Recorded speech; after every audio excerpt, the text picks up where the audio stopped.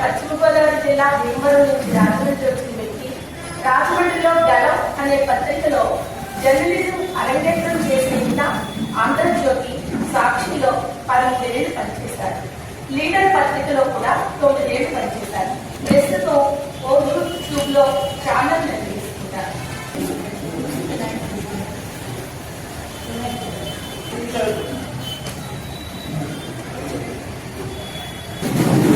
చలో సూచనలు వీరిని సమాచారం సూచనలని అడగానే రాజమండ్రి సమాజం ఇంకా అలానే చూస్తుంది.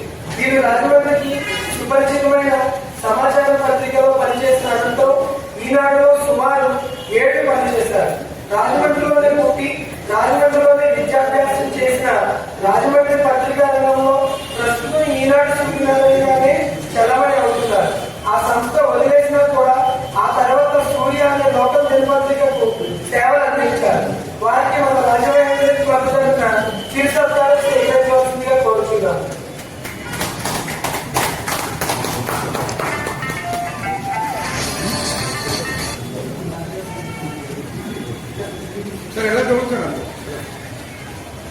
రాజమండ్రిని కేవలం జర్నలిజంలోనే ఏదో సాధించేద్దామని 1986లో రాజమండ్రిలో అడిగిపెట్టిన శ్రీనివాస్ గారికి ప్రారంభంలోనే ఈనాడులో పనిచేసే అవకాశం వచ్చింది. నాటి నుంచి 1992 వరకు రాజమండ్రి ఈనాడు శ్రీనిగా పరిచయమైన ఆయన తర్వాత కెరియర్లో భీమవరం ఆంధ్రజ్యోతిలో 2 ఏళ్లు పనిచేశారు. ఉభయ గోదావరి జిల్లాలోనే అక్షర్ మిషన్ లో తొలిసారిగా ముద్రణైన ప్రజా దర్బార్ అనే పత్రికలో అసోసియేటెడ్ ఎడిటర్ గా పనిచేశారు.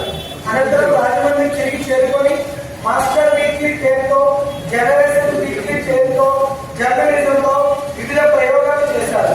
జర్నలిస్ట్ గా తన ఇంటి పేరు మాదిరాజుగా తిరిగి పొందడానికి ఎన్నో సామాజిక కార్యక్రమాలు నిర్వహించవలసి వచ్చింది.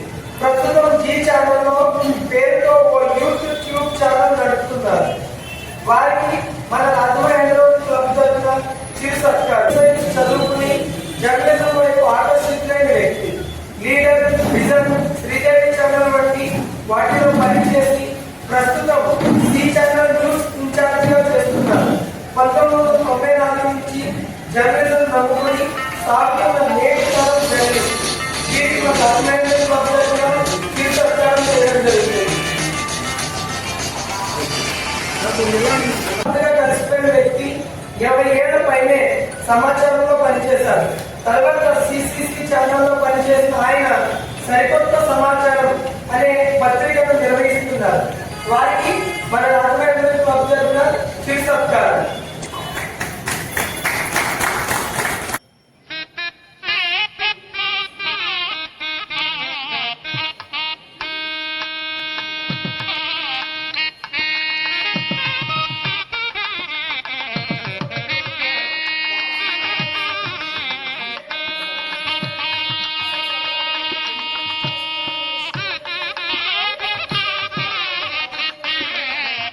Sarará,